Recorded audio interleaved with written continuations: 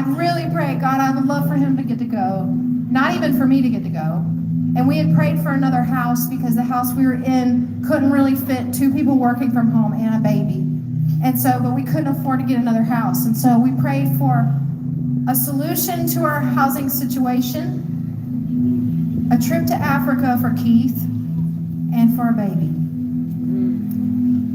A lot of people thought maybe we were crazy, knowing the infertility testing and all the stuff. Like, there was just no way. And so we got a call, and, well, let me back up.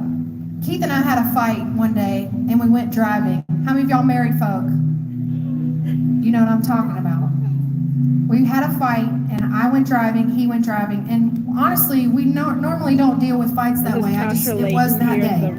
I got in my car, and immediately when I got in my car, I felt the presence of God, and I started to cry, and I thought, oh my gosh, lead me. Where am I supposed to go? And so God led me right to this neighborhood, to this house that had been on the market for a while, but it was too expensive. And so the day that I went there, it turns out they dropped the price like a whole bunch to get rid of it. And so it ended up being in our price range. And where we live, nothing ever comes up. So then I called him, I was like, hey, what are you doing? He's like, I'm actually out looking at houses right now. And so we stopped fighting and we went and we looked at this house, we put an offer, whatever. So then we were like really believing for it to all work out in the financing, because we're in ministry, we're self-employed, and so sometimes financing can get weird. I'm sharing a lot with y'all, sorry.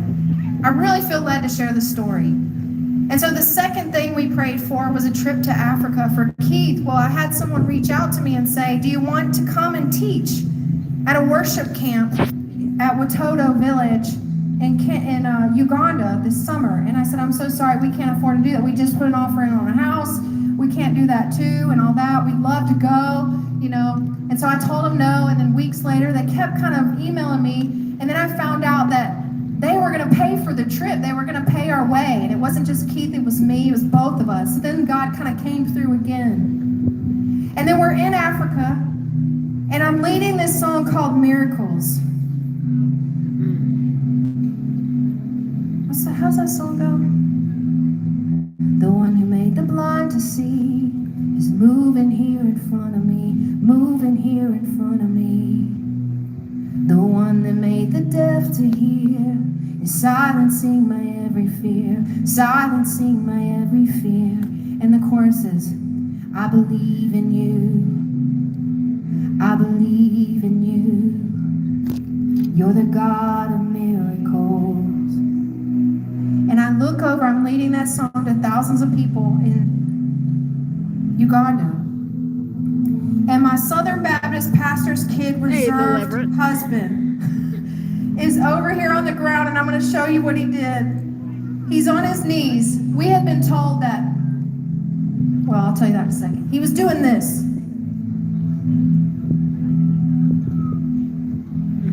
It was so weird. And I was like, what in the world? But he was crying his eyes out. We had doctors tell us that his infertility had to do with a back injury he sustained years ago. We had been sleeping on cots and on planes that week, and his back was in excruciating pain. And he comes up to me in the middle of the song. He's on the floor right here, and I'm leading the song, and he comes up and he says, I think God just healed my back. I can't get it to hurt. He's just weeping. Thank you, God. And I said, you should tell everybody right now. And he said his story about how he was in so much pain, and now he just prayed and God took the pain